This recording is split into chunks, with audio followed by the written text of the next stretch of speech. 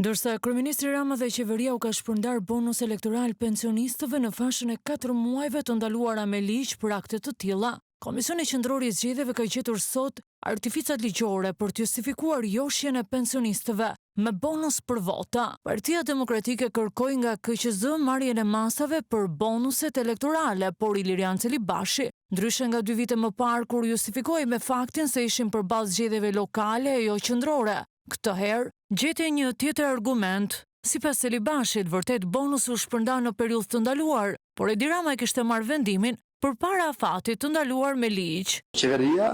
e Edi Ramës vazhdo me të njëjtën formulë, duke miratuar bonuse ndaj pensionistëve, konkretisht duke shpërndar para për pensionistët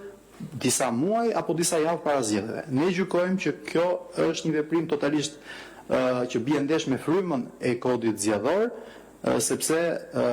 ndikon drejt për drejti në një shtres jashtëzakonisht të gjerë të shoqërisë tonë dhe të votuesve në Shqipëri, që për nga numri mund të jenë dhe shtresa kryesore e votuesve në Shqipëri, aq më tepër që dihet që janë dhe votues të rregullt. 4 muaj përpara datës së zgjedhjeve deri në formimin e qeverisë së re, ndalohet një propozimi, miratimi ose nxjerrja e akteve ligjore ose nënligjore të cilat parashikojnë etj.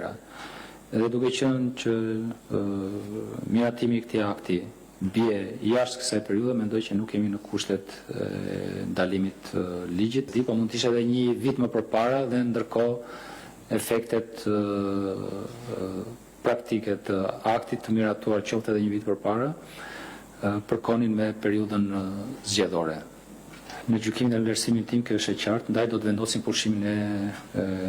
shqyrtimit administrativ. Por ky justifikim i kreut të KQZ-s që me ligj është institucioni që duhet të garantojë mbarvajtjen e zgjedhjeve, sjell përpasoj edhe sjelljen e jashtëligjshme të fenomeneve të blerjes së votës, siç ka ndodhur në të shkuarën, me shpërndarjen e bonuseve për rindërtimin asfalteve elektorale apo përdorjen e ndihmës për familjet në nevojë.